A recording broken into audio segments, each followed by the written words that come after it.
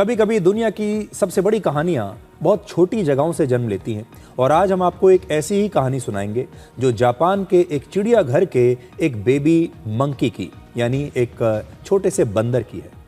और इस baby monkey का नाम है पंचकुन। दुनिया में पंच के नाम से लोग इसे पुकार रहे हैं। दुनिया भर में पंच के वीडियो वायरल हो रहे हैं जिसे अब तक दुनिया भर में करोड़ों लोगों ने देखा है और इसकी कहानी दुनिया भर के अखबारों की हेडलाइन बन चुकी है। आप में से बहुत सारे लोगों ने इसका वीडियो सोशल मीडिया पर देख लिया होगा, लेकिन जिसने भी इस छोटे से बंदर का, बच्चे का वीडियो देखा, चाहे आपने व्हाट्सएप पर देखा, फेसबुक पर देखा या और कहीं भी देखा, इसकी जो तस्वीर है उनके दिमाग से निकली नहीं है। अगर आपने इस बच्चे की तस्वीर देखी, इस छोटे से बंदर की, तो आप इसे भूल नहीं पाएंगे, क्योंकि इसकी कहानी आज पूरी दुनिया को यह सोचने पर मजबूर कर रही है कि इंसान हो या जानवर, सबके लिए माँ का प्यार, माँ का स्पर्श कितना जरूरी है। कहते हैं दुख कई बार सलाह नहीं बल्कि सहारा मांगता है, और ऐसा ही कुछ इस नन्हे बंदर के साथ हुआ। पिछले साल जुलाई में इस चिड़ियाघर में इस नन्हे से बंदर का जन्म हुआ, लेकिन जन्म के बाद उसकी माँ ने उसे अपनाया नहीं और उसे छोड़ दिया। जानवरों में ऐसा कभी कभी हो जाता है, और जब जानवर अपने बच्चों को, नन्हे बच्चों को छोड़ देते हैं, और इसके कई कारण होते हैं, जैसे कभी कभी माँ के अनुभव की कमी के कारण ऐसा हो जाता है, या फिर तनाव, गर्मी या बीमार होने की वजह से भी माँ को अपने नए बच्चे को संभालना कठिन लगता है और माँ अपने बच्चे को छोड़ देती है। इस नन्हे से बंदर के साथ भी ऐसा ही हुआ और इसकी माँ ने इसे अकेला छोड़ दिया। किसी भी बच्चे के लिए माँ के शरीर से चिपके रहना बहुत ज़रूरी होता है, क्योंकि इससे उसे भावनात्मक सुरक्षा मिलती है और जीवन के शुरुआती महत्वपूर्ण सबक उसे मिलते हैं। लेकिन पंच को ये प्यार, ये दुलार, माँ का ये स्पर्श, माँ की गोदी कुछ नहीं मिला। इस नन्हे बंदर को इसके आसपास के दूसरे बंदरों ने भी नहीं अपनाया। कई बार जब उसने दूसरे बंदरों से दोस्ती करने की कोशिश की, उनके पास जाने की कोशिश की, तो ये दूसरे बंदर उस पर हमला कर रहे थे, अपने ग्रुप में इसे शामिल नहीं कर रहे थे। जब चिड़ियाघर के कर्मचारियों ने यह सब होते हुए देखा और देखा कि ये जो नन्हा बंदर है ये बाकी बंदरों के साथ एडजस्ट नहीं कर पा रहा, पंच अकेला बैठा रहता है, उसकी माँ भी उसे नहीं संभाल रही, तो फिर उन्होंने इसकी देखभाल करनी शुरू की। एक बड़ा सवाल था कि इस बंदर को माँ जैसा सहारा कैसे दिया जाए, वो सुरक्षा कहाँ से लाए। जब माँ नहीं थी तो कर्मचारियों ने कुछ चीज़ें आजमाई, जैसे कपड़े, तौलिया या छोटे छोटे खिलौने उसे दिए, जिससे उसे किसी चीज़ से चिपकने की आदत हो जाए।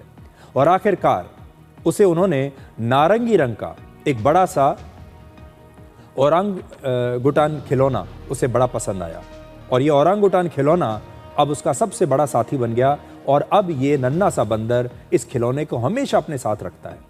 पंच ने इस खिलौने को इतनी मजबूती से गले लगाया जैसे उसे अपनी माँ मिल गई हो, और जब से पंच को ये खिलौना मिला तब से वो लगातार इससे चिपका रहता है और उसी को अपनी माँ समझता है।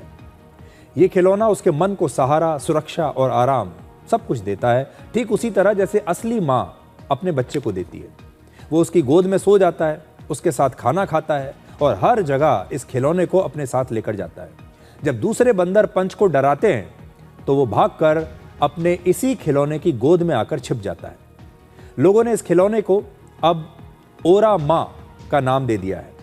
वैज्ञानिक मानते हैं कि बंदरों को अपनी माँ से सिर्फ इसलिए लगाव नहीं होता क्योंकि वो उन्हें खाना देती है। असली लगाव एक टच कंफर्ट यानी छूने और गले लगने से बनता है, और ऐसा ही टच कंफर्ट इस नन्हे बंदर को इस खिलौने से मिल रहा है। इस तरह से पंच ने पिछले साल के करीब 6 महीने गुजार दिए। इस साल जनवरी से पंच को धीरे धीरे दूसरे बंदरों के साथ भी रहना सिखाया जा रहा है, और अब दूसरे बंदरों के साथ भी उसकी दोस्ती धीरे धीरे हो रही है। हाल ही में एक बड़े बंदर को पंच के बाल संवारते हुए देखा गया, जो बंदरों के समाज में स्वीकार किए जाने का एक बड़ा शुभ संकेत होता है। पंच के साथ इस खिलौने की तस्वीर वायरल होते ही अब दुनिया भर में इस खिलौने की मांग भी बढ़ गई है। कई कंपनियां अब पंच की कहानी को अपने विज्ञापनों में इस्तेमाल कर रही हैं। यहां तक कि दिल्ली पुलिस ने भी सोशल मीडिया पर एक तस्वीर शेयर करते हुए लिखा कि पंच की कहानी हमें याद दिलाती है कि हर किसी को किसी न किसी का साथ चाहिए, और हम यानी दिल्ली पुलिस हमेशा आपके लिए है। देखिए, दिल्ली पुलिस ने भी उसे इस्तेमाल किया। मैं बड़ी स्क्रीन पर आपको दिखाता हूं। दिल्ली पुलिस इसके बारे में कह रही है, you can count on us, dial 112। अब इस चिड़ियाघर में इस नन्हे बंदर को देखने के लिए बड़ी संख्या में लोग आ रहे हैं। ये सिर्फ एक जानवर की कहानी नहीं है, बल्कि लोगों ने इसे अपने जीवन की वास्तविक भावनाओं से जोड़कर देखा है। ये कहानी उन बच्चों की है जो अपने माता पिता को खो देते हैं, उन लोगों की है जो भीड़ में भी अकेला महसूस करते हैं, उन बुजुर्गों की है जिन्हें सहारे की आवश्यकता है। हमें भी कभी कभी जिंदगी को पकड़े रखने के लिए एक खिलौने की तलाश रहती है।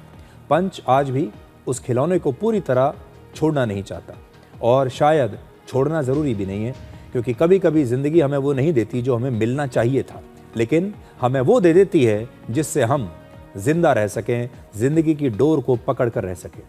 ये कहानी हमें याद दिलाती है कि प्यार कोई विलासिता नहीं है, बल्कि हर जीव के लिए एक ज़रूरत है। इस नन्हे बंदर की तरह आपको याद होगा एंटार्क्टिका में भी एक अकेले पेंगुइन की कहानी बड़ी मशहूर हुई थी, जिसमें एक पेंगुइन अपने पूरे ग्रुप से अलग होकर पहाड़ों की तरफ अकेला जा रहा था, जहां उसकी मौत तय थी, या ये समझ लीजिए कि वो जिंदगी छोड़कर जा रहा है अपनी मौत की तरफ। बंदर और पेंगुइन की इन दोनों कहानियों में एक शब्द बिल्कुल समान है, और वो है अकेलापन। दोनों कहानियों से पता चलता है कि दुनिया में अकेलेपन जैसा जो है समस्या कोई और दूसरी नहीं है। दुनिया में अकेलापन एक जैसा नहीं होता। कभी कोई खुद समाज से दूर हो जाता है, और कभी समाज किसी को खुद ही दूर कर देता है।